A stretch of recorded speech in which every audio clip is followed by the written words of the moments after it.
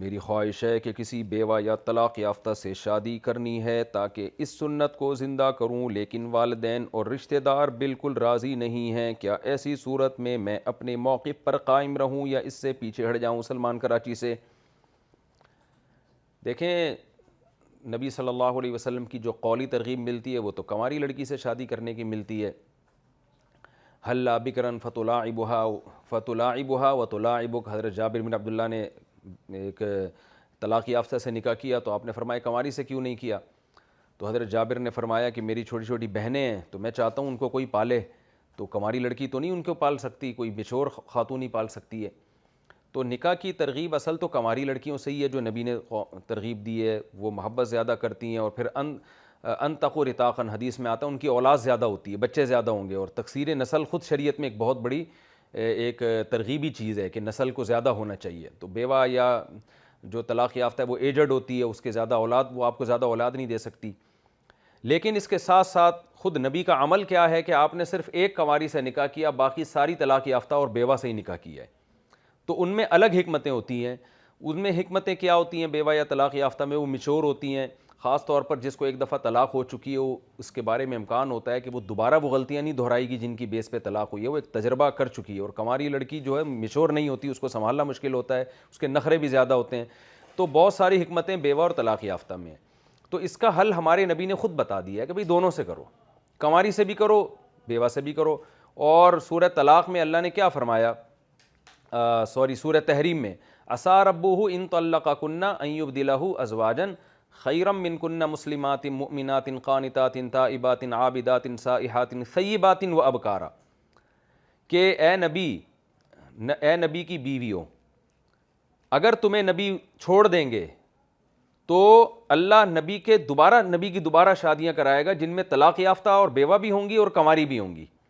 یعنی ان کو امہات المومنین کو تنبیہ کرنے کے لیے کہ نبی چھوڑیں گے نہیں، بالکل جیسا کہ نبی نے نہیں چھوڑا، لیکن بالفرض اگر چھوڑ دیں تو یہ نہ سمجھو کہ نبی تمہارے محتاج ہیں، بلکہ نبی کی اللہ دوبارہ شادیاں کرائے گا اور اس میں طلاق یافتہ بیوہ بھی ہوں گی اور کنواری بھی ہوں گی۔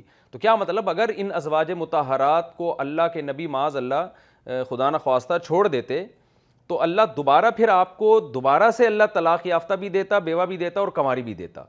تو اس سے صاف پتہ چلتا ہے، حضرت مولانا شلوی تھانوی رحمہ اللہ نے اس آیت کی تفسیر میں لکھے، اس سے صاف پتہ چلتا ہے کہ بھئی کچھ مصلحتیں کنواری میں حاصل ہوتی ہیں جو بیوہ میں نہیں ہوتی اور طلاق یافتہ میں نہیں ہوتی، اور نکاح سے وابستہ کچھ مصلحتیں بیوہ اور کنواری طلاق یافتہ سے حاصل ہوتی ہیں، وہ کنواری سے حاصل نہیں ہوتی۔ اس لیے قرآن میں اللہ نے فرمایا فَانكِحُوا مَا طَابَ لَكُم مِّنَ النِّسَاءِ، اس کا ترجمہ جو بڑا بہترین خاندانی ترجمہ بیان القرآن میں مولانا شلوی تھانوی نے کیا، میں نے بہت ساری تفاسیر دیکھی ہیں، ایسا خاندانی ترجمہ مجھے نظر نہیں آیا جو بالکل آیت کو صحیح طرح سے ڈیفائن کر رہا ہے۔ اس میں حضرت حکیم الامہ نے ترجمہ کیا فَانكِحُوا مَا طَابَ لَكُم مِّنَ النِّسَاءِ، جو کسی بھی مصلحت سے تمہیں مناسب لگیں، یعنی وہ عورتیں جو کسی بھی مصلحت سے تمہیں مناسب لگیں ان میں سے دو تین تین چار سے نکاح کرو۔ تو بعض دفعہ مصلحت یہ ہوتی ہے کہ بھئی مجھے نسل زیادہ چاہیے اور مجھے جو ہے نا اس کی طرف اٹریکشن بہت زیادہ ہو، تو وہ کنواری میں ہے۔ بعض دفعہ مصلحت یہ ہوتی ہے کہ مجھے ایک میچور خاتون چاہیے جس سے میں بات چیت کر سکوں، اپنے مشورے لے سکوں، تو وہ طلاق یافتہ اور بیوہ میں ہوتا ہے۔ بعض دفعہ یہ ہوتا ہے کہ بھئی مجھے، آپ خود کسی خاتون کو طلاق دے چکے ہیں، آپ کے پہلے سے بچے ہیں، تو ان بچوں کو پلوانا ہے آپ نے، تو وہ ایک میچور خاتون زیادہ اچھا پال سکتی ہے۔ تو بہت ساری مسئلے، بعض دفعہ صرف رشتہ داری جوڑنا ہوتا ہے۔ جیسے نبی نے بعض سرداروں کی بیٹیوں سے نکاح کیوں کیے؟ اس لیے کہ ان سرداروں سے آپ کے جو دشمنی تھی وہ ختم ہو گئی۔ بعض قبائل میں آپ نے نکاح کیا، ان قبائل سے آپ کی دشمنی ختم ہو گئی۔ تو آپ بعض دفعہ کسی قوم میں کسی سے نکاح کرتے ہیں، اس قوم سے آپ کی دشمنی کم ہو جاتی ہے۔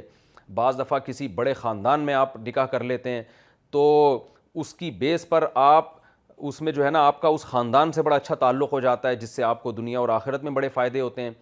تو اس لیے اسلام نے مرد کو زیادہ شادیوں کی اجازت دی ہے کہ نکاح میں بے شمار مصلحتیں ہیں، ایک بیوی رکھنے میں وہ ایک آدھ مصلحت ہی حاصل ہو پائے گی۔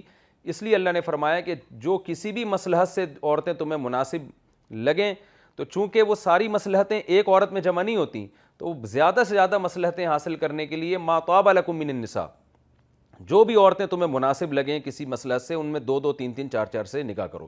تو اس لیے اسلام نے آپ کو حکم دیا ہے کہ بھائی ترغیبی حکم ہے کہ آپ اماں کی بات بھی مان لیں، وہ چاہتی ہیں کہ کنواری ہو، تو اماں کی بات ماننا بھی تو ایک مصلحت ہے نا. آپ کے والدین کہہ رہے ہیں کنواری سے نکاح کرو, تو بعض دفعہ نکاح میں والدین کو خوش کرنا بھی ایک مصلحت ہو سکتی ہے. بھائی کنواری سے میں نکاح اس لیے کر رہا ہوں میرے ابا اماں خوش ہو جائیں گے, تو ایک شادی ابا اماں کو خوش کرنے کے لیے کنواری سے کریں, ایک شادی پھر آپ طلاق یافتہ سے کریں تاکہ نبی کی طلاق یافتہ والی خاتون سے نکاح کرنے کی سنت بھی زندہ ہو.